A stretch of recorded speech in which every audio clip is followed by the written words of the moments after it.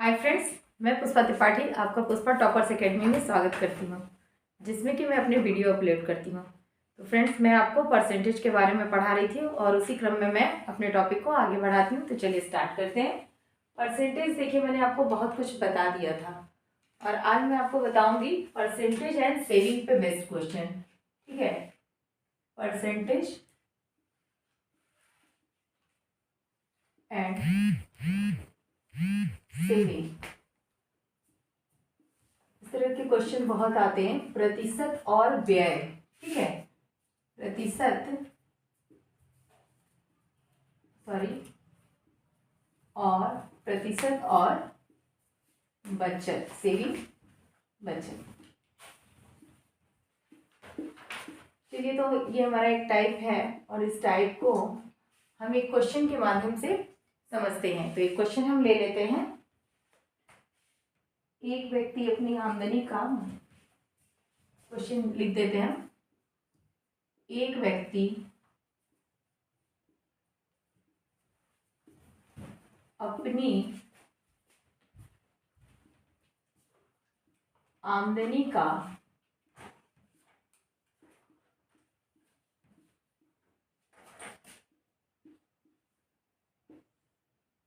12.5%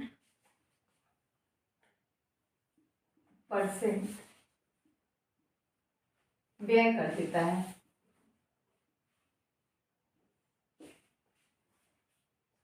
व्यय कर देता है। ठीक है, आगे देखते हैं क्वेश्चन क्या है। तथा शेष का 70% खर्च कर देने के बाद तथा शेष आमदनी का 70%, शेष आमदनी का 70% खर्च कर देने के बाद, खर्च कर देने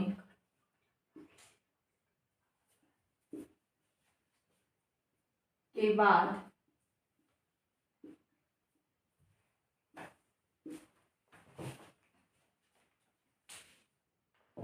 उसके पास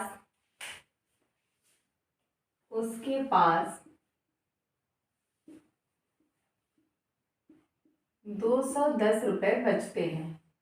210 रुपए बचते हैं। तो उस व्यक्ति की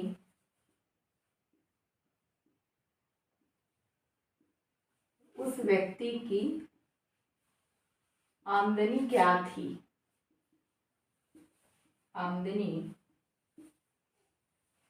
क्या थी?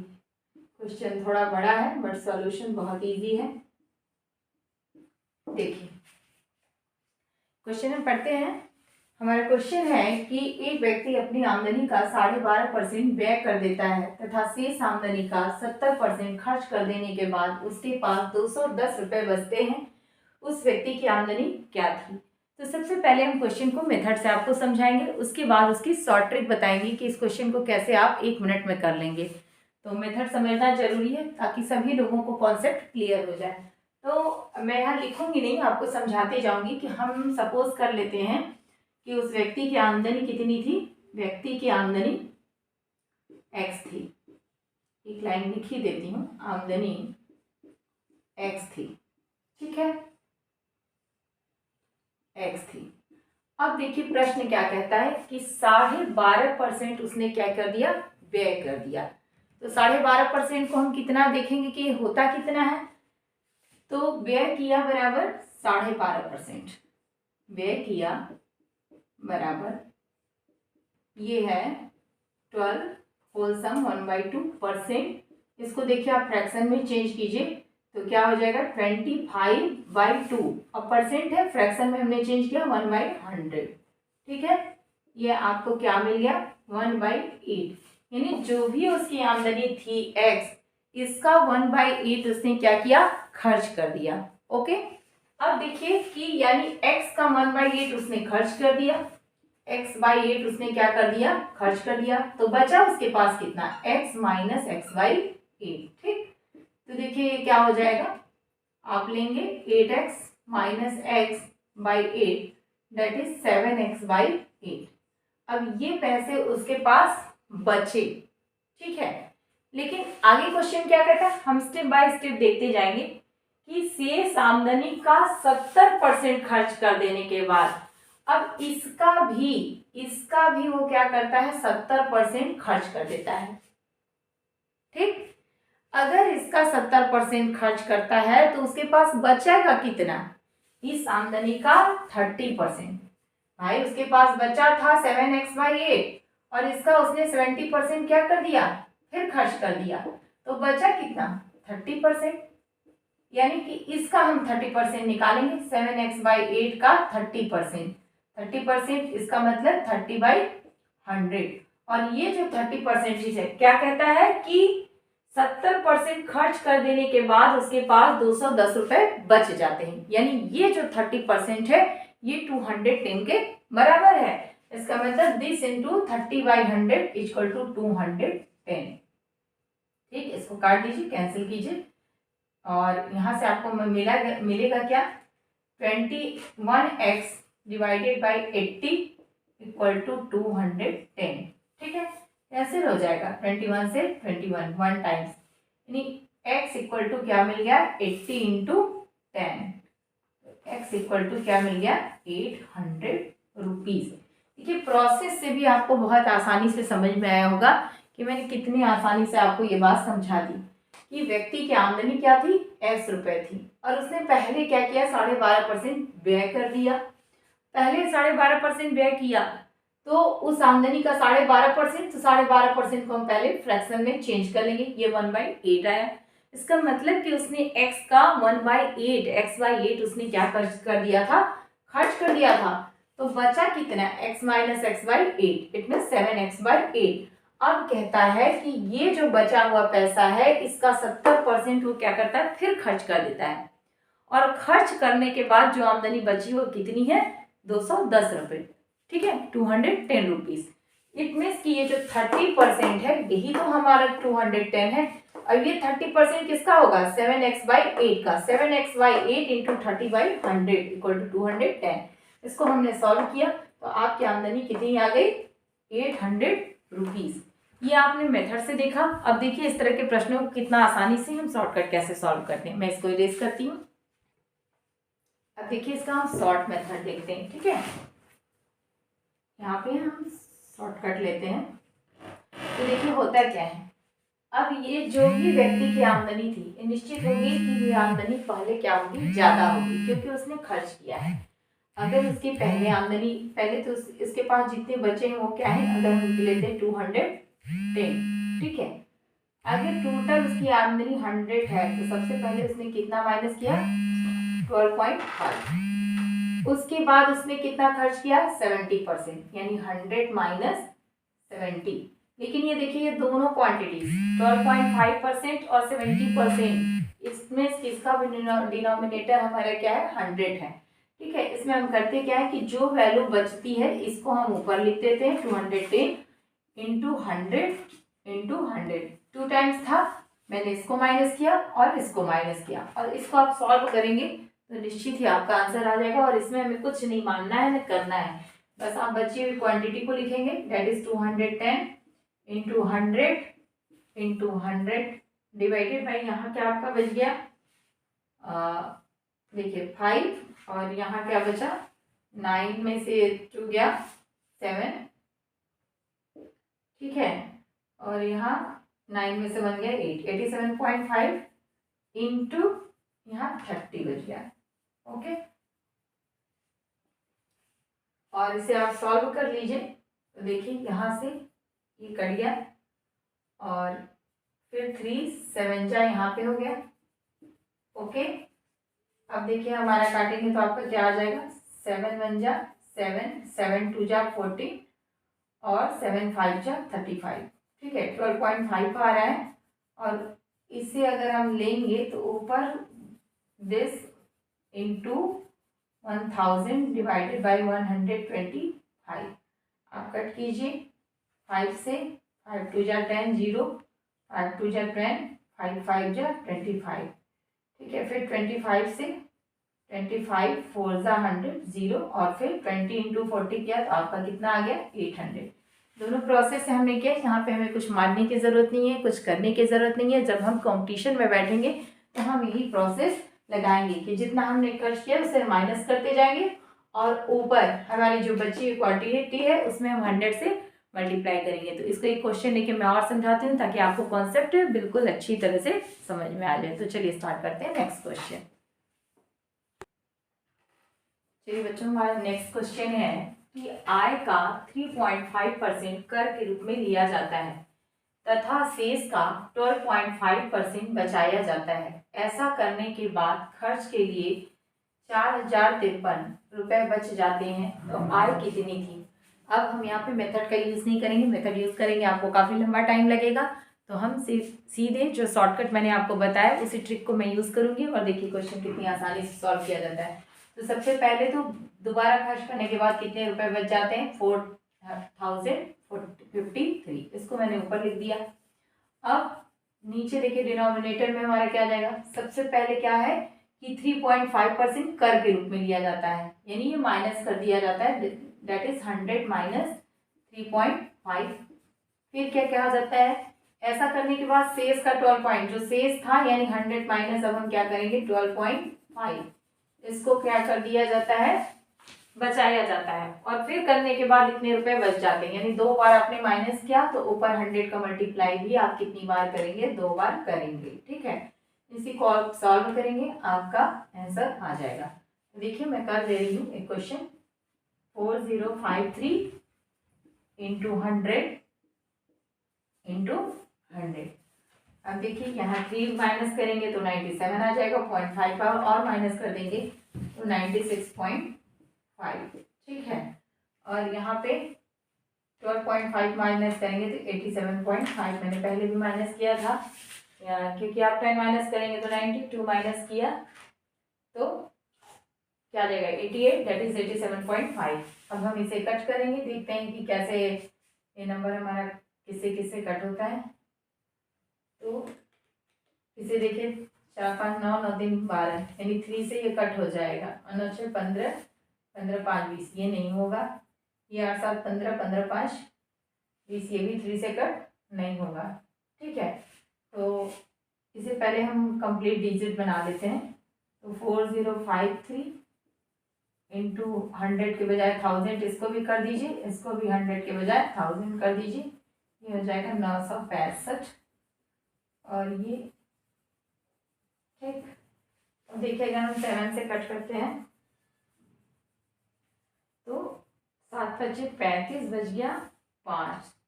ठीक है, 7 7 49, 7 से कट जाएगा, देखिए 7 5 35 बच गया 5। ठीक है, और यहाँ पे 7 7 49, और फिर बच गया 6, तो 7 9 63, और ये भी 7 से कट जाएगा, 7 1 जा 7, 7 2 जा 14, 7 5 जा 35। ठीक, और जब इसे हम काटेंगे फिर देखिए कितना है, 9 7 16, 16 5 21। ठीक है, फिर 3 से, और 9 6 15, 15 5 20, ये 3 से दोनों कटेंगे, देखिए 3 1 जा 3, बच गया 2, 3 9 जा 27, 3 3 जा 9, फिर 3 3 जा, नहीं नीचे नहीं कटेगा, 3 से नीचे नहीं कटेगा, इसे आप काट लीजिएगा। यहाँ देखिए कितने टाइम्स कटता है, 5 दूना 10 0 0, 5 दूना 10, 6 25, फिर 25 चौका 100, 25 अठे 200, ये 8 बार ये कर लिया। और इसे आप पूरा सॉल्व करेंगे तो आपका आ जाएगा आंसर 48। देखिए इसका सॉल्यूशन आपका क्या आ जाएगा, 4800 रुपीज। ठीक है, इसे आप सॉल्व कर लीजिएगा, तो इसका कैलकुलेशन करने पे 4800 rupees, that is your answer. तो चलिए नेक्स्ट क्वेश्चन चलते हैं।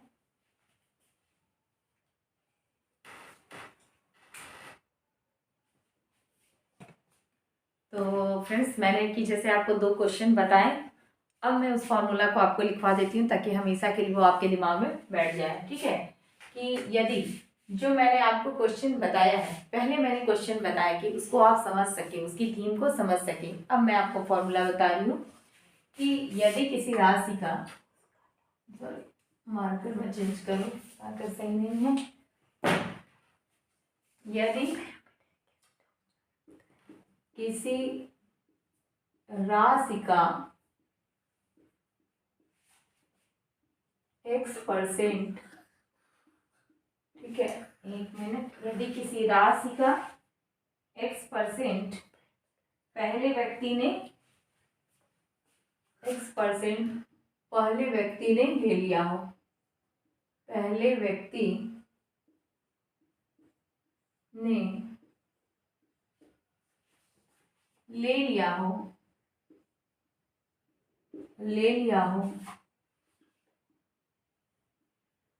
तथा y% दूसरे व्यक्ति ने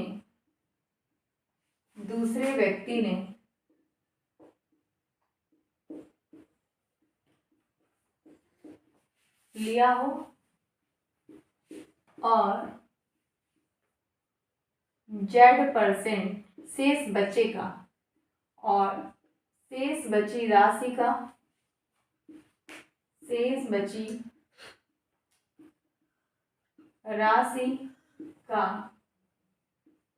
z% तीसरे व्यक्ति ने लिया हो, तीसरे व्यक्ति ने लिया, तो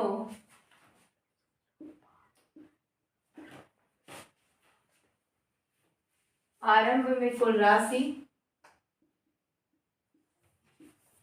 आरंभ की राशि बराबर A into 100 divided by 100 minus x into 100 minus y into 100 minus z। एक मिनट, मार्कर आज गड़बड़ है।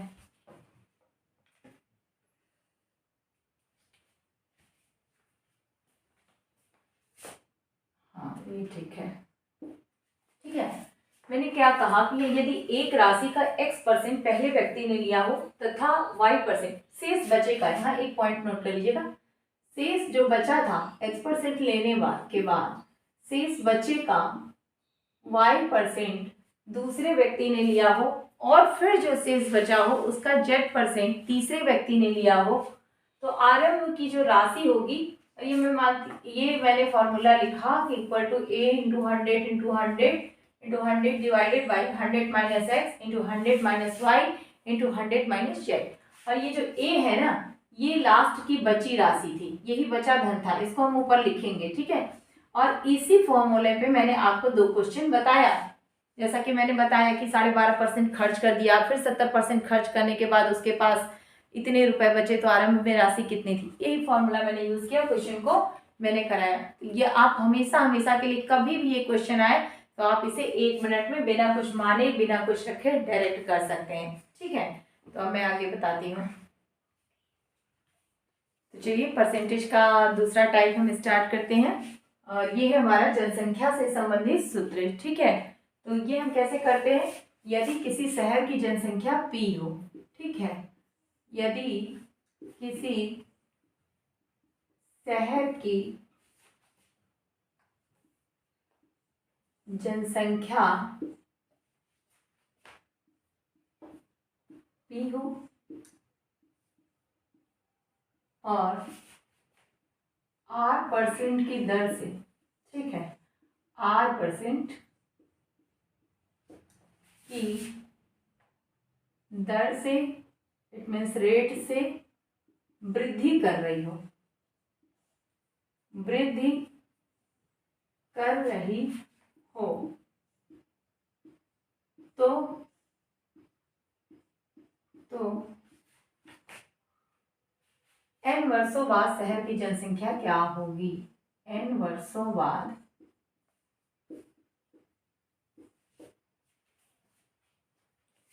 शहर की जनसंख्या क्या होगी? मैं लिख दे रही हूँ इसको, तो प्रश्नवाचक चिन्ह मैंने लगा दिया। ठीक है, मैंने क्या कहा कि अगर ये जनसंख्या क्या हो, p हो, और ये किस रेट से वृद्धि कर रहे हो, r%, और n वर्षों बाद आपसे पूछ रहा है कि पॉपुलेशन क्या होगी। ठीक है, तो यहाँ पे n वर्षों बाद पॉपुलेशन आपकी होगी p into 1 plus r/100 power n, जो कि आप चक्रवृद्धि ब्याज का फॉर्मूला पढ़ चुके हैं और आप निकालते हैं। ठीक है, तो अगर हम n वर्षों बाद पॉपुलेशन p डैश मानते हैं तो ये इसी फॉर्मूले से निकलेगा। तो इसे मैं एक क्वेश्चन के माध्यम से बताती हूँ। क्वेश्चन में लिखूंगी नहीं, मैं आपको क्वेश्चन बोल दे रही हूँ कि देखिए, अगर किसी शहर की जनसंख्या 4 वर्ष की परसेंटेज से प्रतिवर्ष बढ़ रही है, ठीक है, ले लेते हैं कि ये पॉपुलेशन हमारी कितनी है, p इक्वल टू, क्वेश्चन में देख लेती हूँ, p equal to 15,625, equal to 15,625, और कहता है ये पॉपुलेशन जो रेट है वो 4% पर ईयर की दर से बढ़ रही है। तो कहता है कि 3 वर्षों बाद शहर की जनसंख्या क्या होगी, n इक्वल टू अगर 3 है तो पूछा जा रहा है कि population p dash equal to what after 3 years, 3 वर्ष के बाद शहर की जनसंख्या क्या होगी। मैंने जो आपको फार्मूला बताया उसी फार्मूले से हम इसे निकाल लेंगे। p डैश इक्वल टू मैंने क्या किया, p यानी 15,625 इंटू 1 प्लस r/100 यानी 1 प्लस 4/100 पावर 3। ठीक है, इसे आप सॉल्व करेंगे, 15,625 और ये क्या हो जाएगा, इसे आप सॉल्व करेंगे तो 4 1 जा 4, 4 2 जा 10, 5 यानी 26/25 इंटू 3 टाइम्स आप कर दीजिए।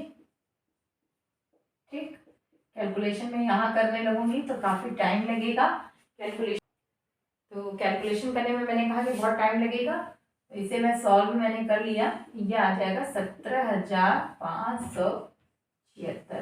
ठीक है, तो जब भी जनसंख्या बेस्ड क्वेश्चन आएंगे तो आप इस तरह से आसानी से लगा सकते हैं। अभी परसेंटेज में हमारे काफ़ी टाइम बाकी हैं, तो वो उसे मैं आपको अपने नेक्स्ट वीडियो में बताऊंगी। तब तक के लिए थैंक यू।